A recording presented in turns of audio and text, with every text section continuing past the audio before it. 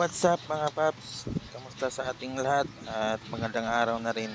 So ngayon as usual ay mag DIY pa rin tayo sa ating alagang motor. Palit tayo ng caliper sa rear at maglilinis na rin tayo ng brake pump sa rear. So ito yung stock mga paps, luma na, saka kailangan ko na palitan kasi yung piston niya gas-gas na sa kalawang.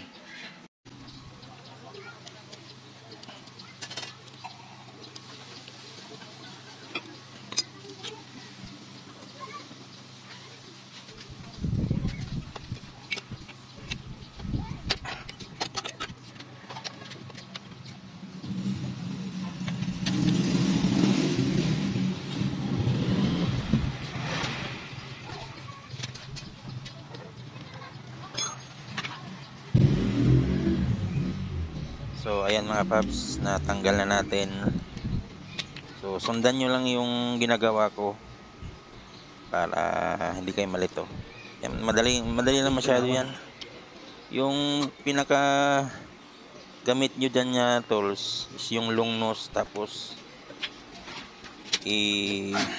patulisin nyo lang yung dulo pag wala kayong yung mismong kasi yung mismong pangtagal nyan kasi talaga ay mahal yan na lang long nose ang ginamit ko, pinatulis ko para sa C-clip. Yun kasi yung pangtanggal sa C-clip mga paps. Yan, makikita nyo dyan ngayon yung C-clip. So ito lang yung panglinis ko mga paps. Gasolina, pwede naman siya, mas nga siya sa mas nakakatanggal siya ng dumi sa mga kalawang. So yan na mga paps, yung C-clip medyo mahirap siya tanggalin kasi may kasi yung spring, malakas yung spring. So tiyagaan lang para matanggal nyo yung C-clip na yan.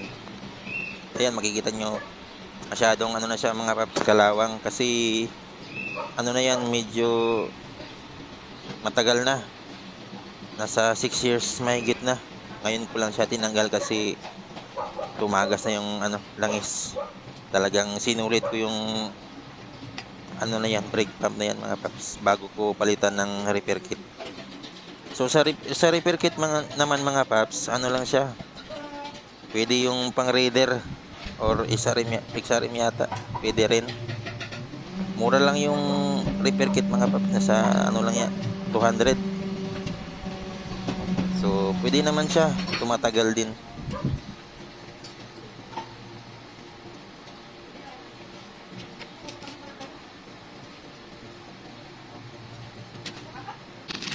Ayun na mga paps, yung repair kit ko. Lang yan, ordinary lang yan, ang raider. Yan lang kakabit ko. Susubukan ko yung yan repair kit na yan, kung tatagal pa.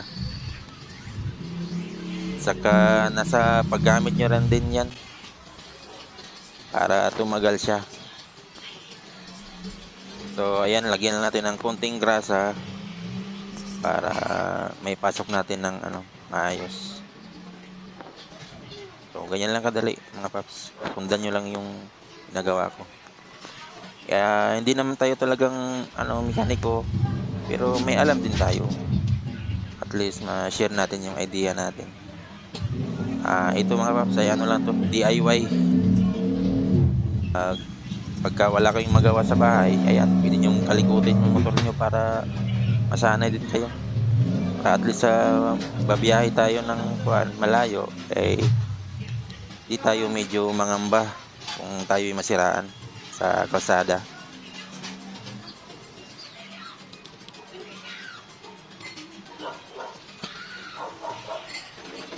So, ayan na mga paps, sa siklip.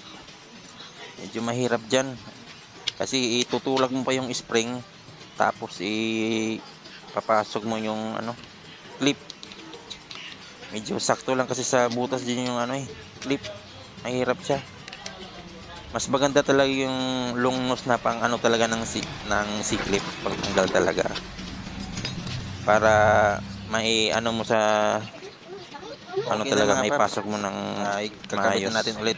Lagyan ng fluid, tapos i-bleed nyo lang ng maayos para maganda yung play ng preno nyo. So, yun lang muna mga paps. Salamat sa panonood at suporta.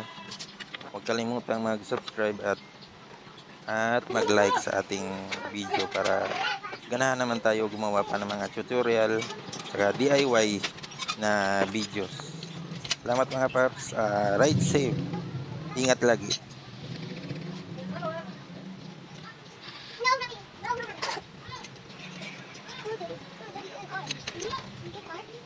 Ayan lang mga paps.